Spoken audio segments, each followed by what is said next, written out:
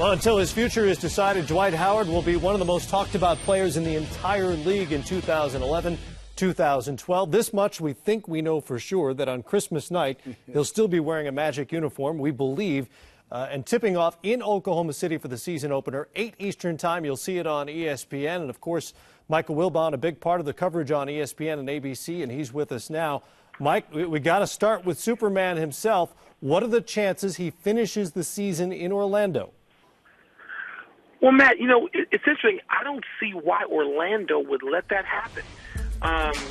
It seems like they would trade him even before the season starts, certainly if they feel they can maximize their return by the trade deadline. Simply looking back at Shaquille O'Neal, I certainly was around in 1990 when Shaquille left, and I know it took the franchise so long to recover from that, and they keep saying they don't want to have a repeat.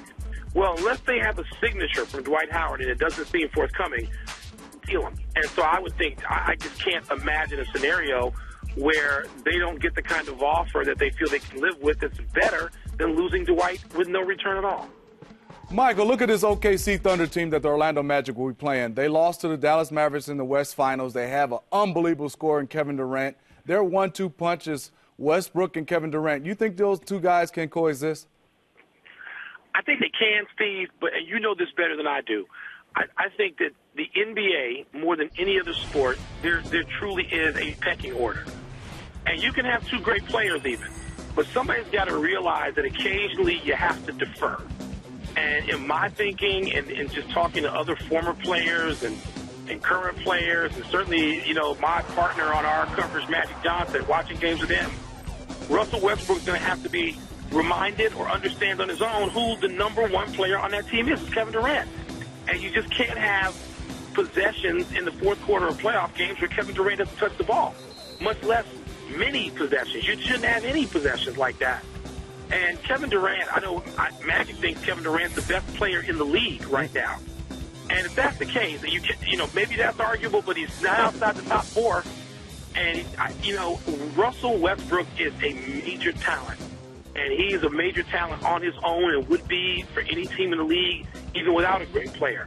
But the only way they're going to win is if they learn how to exist in a way that understands that Kevin Durant is the man and Russell has to facilitate him as a priority, as the number one priority. I think they can, but, we do have to see it because we didn't see it when the season ended last year.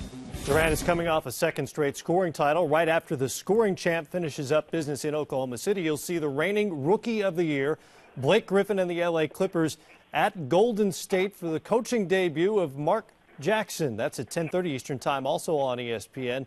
Let's start with the Clips and Griffin. Michael, what is the next step in his development? Getting to the playoffs. And I realize that he's not going to necessarily be able to do that by himself, because he doesn't have the ball in his hands.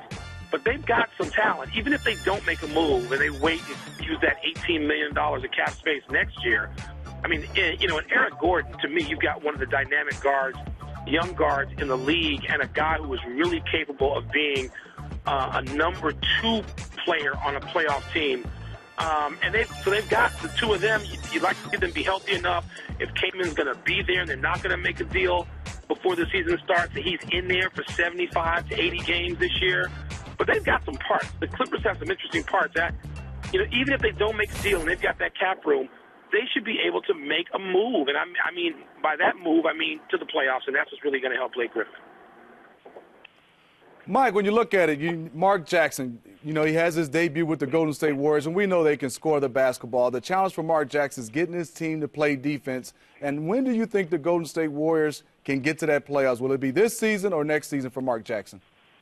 I think a reasonable expectation, Steve, for them is next season. And look, we know teams bubble up every now and then, and the Western Conference always seems a little volatile.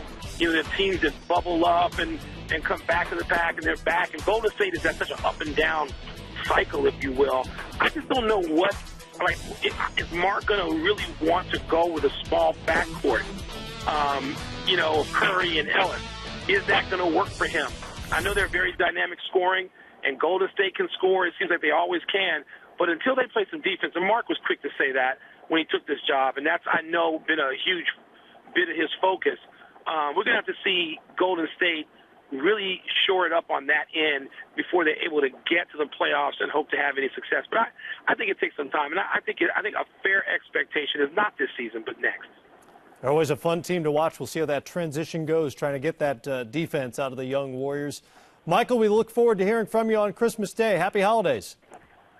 Happy holidays. I know you guys are going to be working as well, and if we don't see you in person, I certainly am going to see you on air. I can't wait to see you guys as well.